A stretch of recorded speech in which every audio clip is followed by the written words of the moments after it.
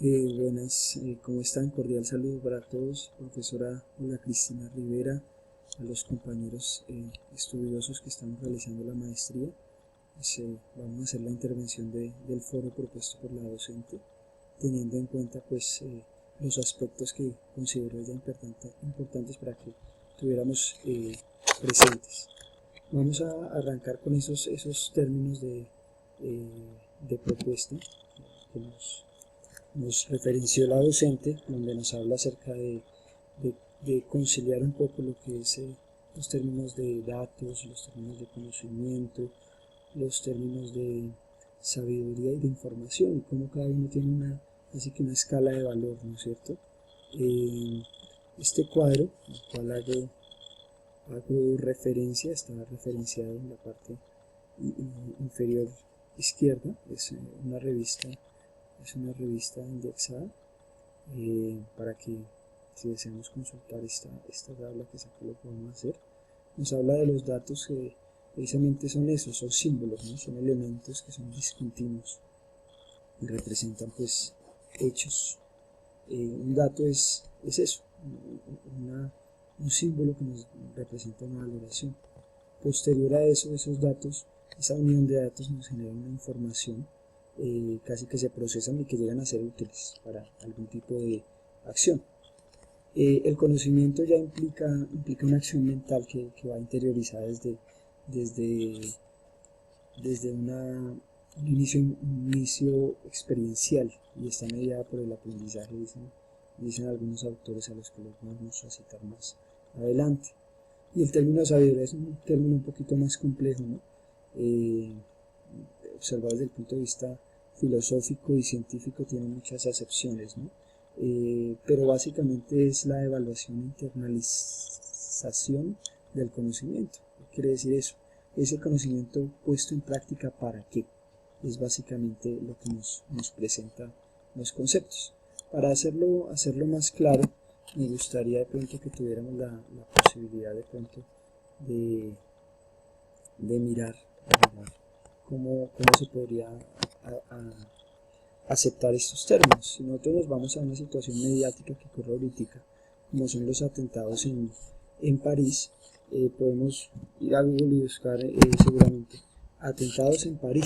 Aparece rápidamente pues porque es una situación mediática que ocurre. Si nos vamos a cualquier cantidad de información que llega de los periódicos, hasta el tiempo y demás, ¿sí?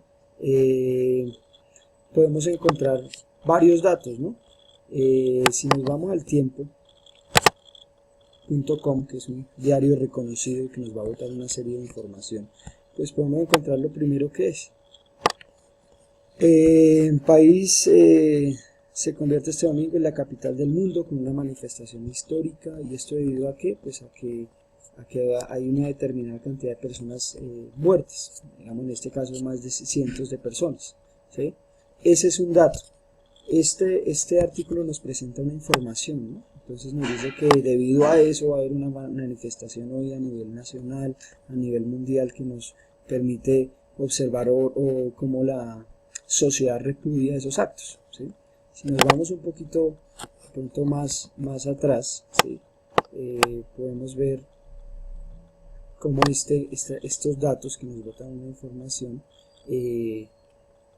nos lleva a lo que sería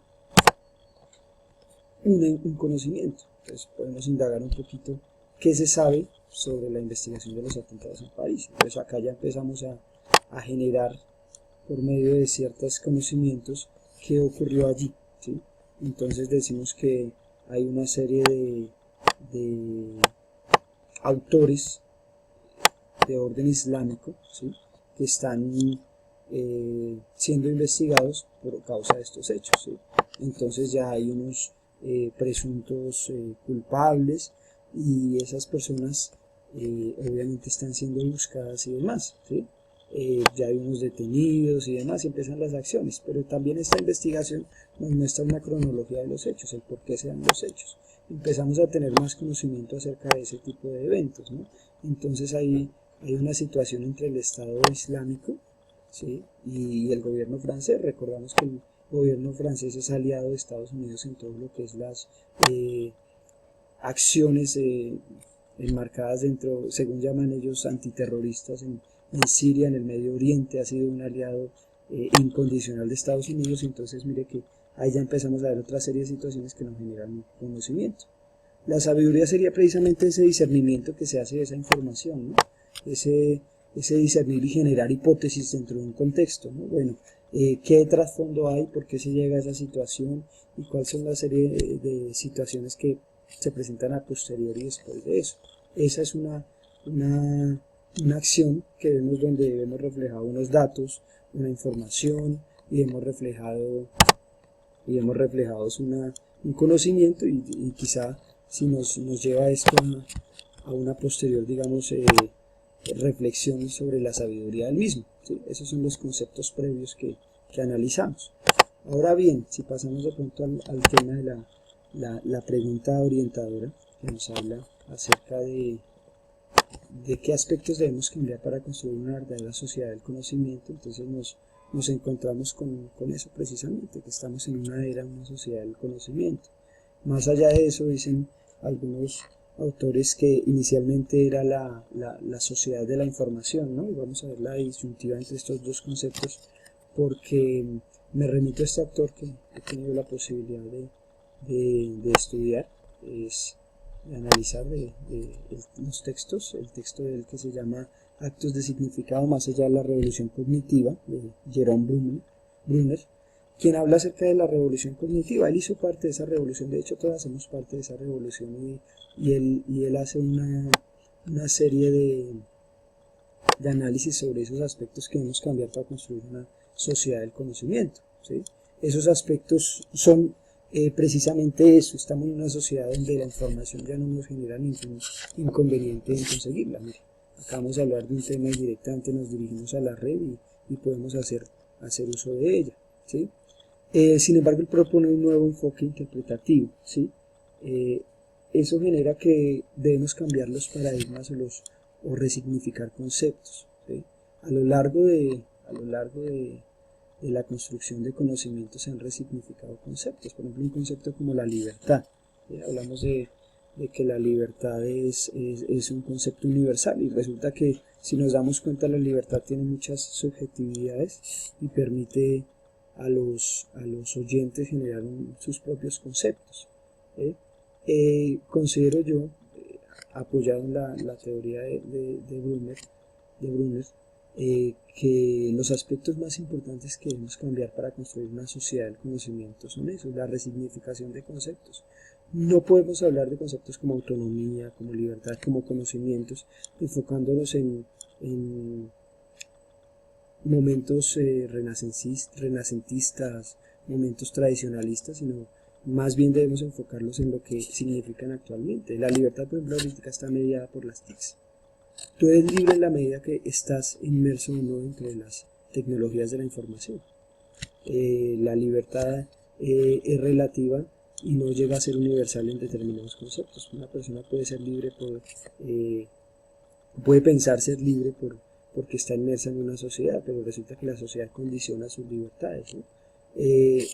El punto al que quiere llegar Brunner, y que comparto yo, es que para estudiar apropiadamente el hombre, para construir una sociedad de conocimiento, se debe mejorar la significación de los mismos. No es el concepto como tal, sino el cómo lo transmito yo, ¿no? Yo puedo hablar sobre tecnología y puedo decirle todo lo que hay de tecnología o hacer toda una reseña histórica de la tecnología, pero realmente es el fin o el objetivo mismo de ese concepto de tecnología que yo estoy hablando, ¿no? Entonces es la interpretación y la significación de los conceptos lo que debemos cambiar para construir una sociedad del conocimiento. El problema acá no es de información, el problema es del conocimiento, y pasa lo mismo que con la riqueza mundial, ¿no?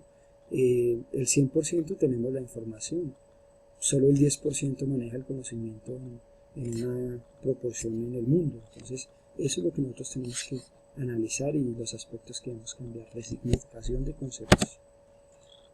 Otro tema importante de cómo se relaciona el conocimiento y la sociedad, que es la propuesta del foro, ¿sí? Yo me remito a ese texto que me pareció tan importante, que vimos acá, que nos deja la profesora en el texto que tuve la posibilidad de leer, hice algunas interpretaciones del mismo que me parecen muy importantes, ¿sí? Porque la pregunta es cómo se relaciona el conocimiento con la sociedad, y es casi que visible, tangible, con solo el término sociedad y conocimiento ya hay una relación entre cada una de ellas. Nos vamos a la página 11 del texto que nos presenta, la página 10 y 11 que nos presenta el módulo, nos habla acerca de Daniel Bell, ¿sí? Quien él señaló desde los años 70 que iba a haber un cambio en la sociedad industrial a pasar de esta sociedad a la sociedad del conocimiento. Él mismo casi que se predecía eso al ver venir todo el boom de la tecnología y demás, que es lo que estamos viviendo ahorita. Pero afirma también Bell que para llegar a la sociedad del conocimiento primero se pasó a la sociedad de la información, ¿no? Y esa sociedad de la información es la que casi que permitió, ¿sí? Permitió que nosotros podamos hablar de estos conceptos, ¿sí? Dice que la sociedad de la información es la piedra angular de las sociedades del conocimiento, ¿sí? Pero el concepto de sociedad de la información está relacionado con la idea de innovación tecnológica, mientras que el concepto de sociedad de conocimiento incluye una dimensión de transformación social. Cuando hablamos de conocimiento y transformación social ya estamos viendo una serie de preconceptos que le permiten a las personas elaborar sus propias significaciones, que es lo que estábamos hablando ahorita en el tema de lo que hay que cambiar, ¿no? La información permite que cada persona se haga una idea y una significación de cada concepto.